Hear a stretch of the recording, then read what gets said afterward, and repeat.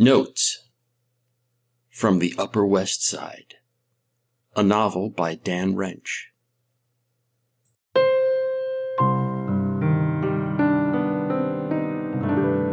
Chapter 65, Terry.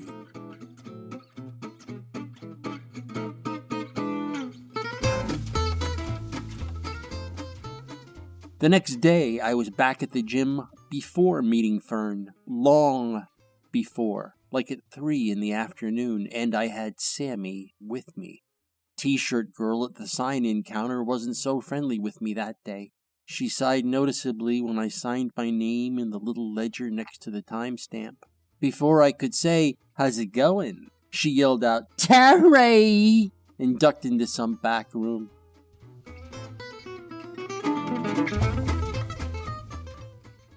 Oh yeah, it was clear. Terry told her I was this guy who liked getting blowjobs in the afternoon and bragging about it afterward with strangers. Maybe he called me an asshole. Maybe he posted something about me on Facebook. Cockblocker. Terry came out of the back room and walked over to me and said, "You're back!" Like he wasn't some loudmouth who talked shit about me to babes. "You gotta change out of the streets, though." He grinned. "I know," I said. I was giving him the stern look. "I just got here. No camaraderie for you today, Jack," I thought. "Yeah," he said. He stopped grinning like he could read my mind. "I have to pee," said Sam. "You can take the boy down to Miss Jambenois downstairs," Terry said. "She'll show him where the little boy's room is." Downstairs was the daycare suite for members. I was a member.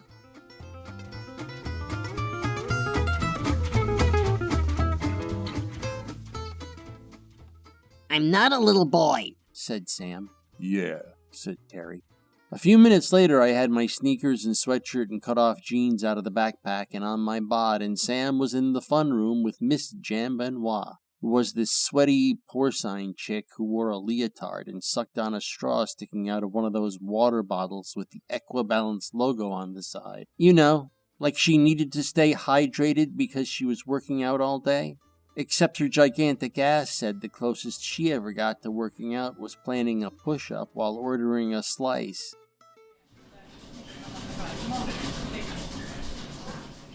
Terry was leading me to these big machines past rows of babes on treadmills when he said, "Can you lift your own weight?"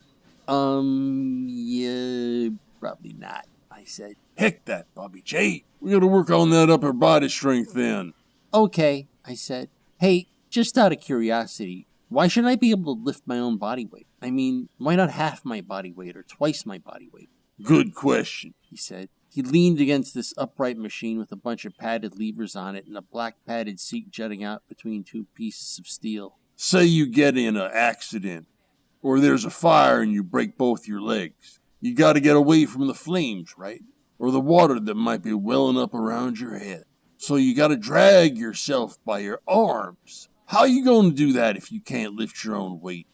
I guess you're thinking I would be in an air shaft or someplace where there are things like grips I can use to pull myself out of harm's way. "Yeah, right, like a air shaft."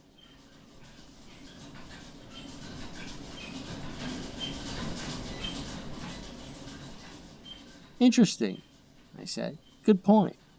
I pictured Terry at some Equibalance orientation where his masters handed him a bunch of cards, and on each of these cards was written a canned answer to some question a customer might ask.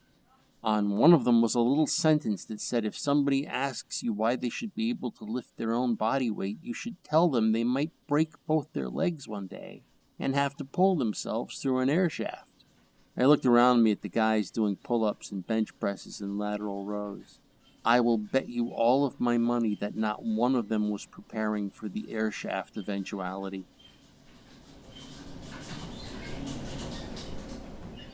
But I have to say in hindsight that this Terry character helped me out a lot in spite of being some cockblocker who called me Bobby Jack and Bobby J because he couldn't be bothered to remember my real name. He kept me from overdoing.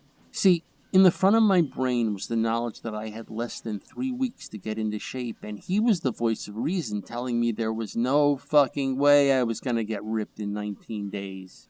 So day one at the gym was all about, That's too much weight, man. You're going to get a hernia. and, You're going to wake up tomorrow morning and you won't be able to move. and, Slow. A few reps today, a few more tomorrow. Don't eat the whole cow. and so on. Dude, I'm really interested in getting my abs in great shape, I said. If I do nothing else, I gotta get great abs. Okay, well, you can work the abs all you want. But if you don't lose weight, you're never going to see how ripped you get. Heck, you might be ripped right now for all I know, but I can't tell because you got 2 inches of flab on your belly. Maybe 3. Shades of Parp.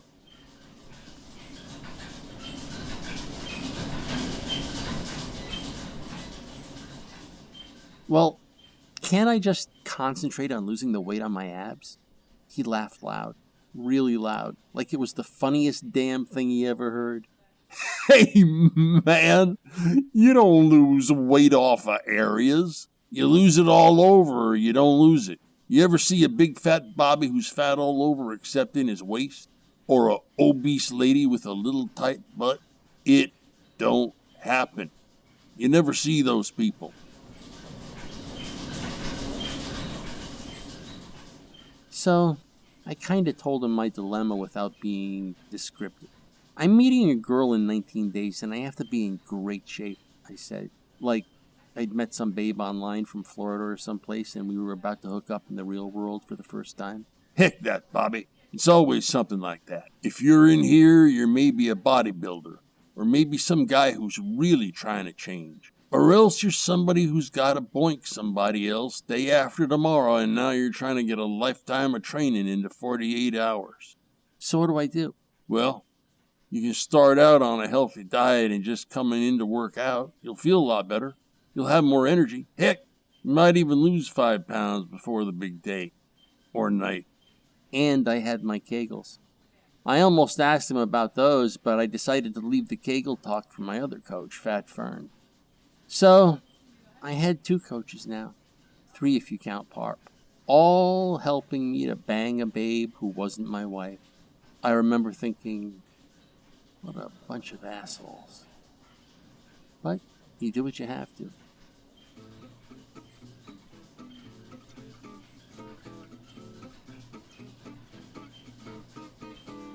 Notes from the Upper West Side is a work of fiction. The people depicted in this work do not exist. Notes from the Upper West Side, copyright 2013 to 2018, by Dan Wrench.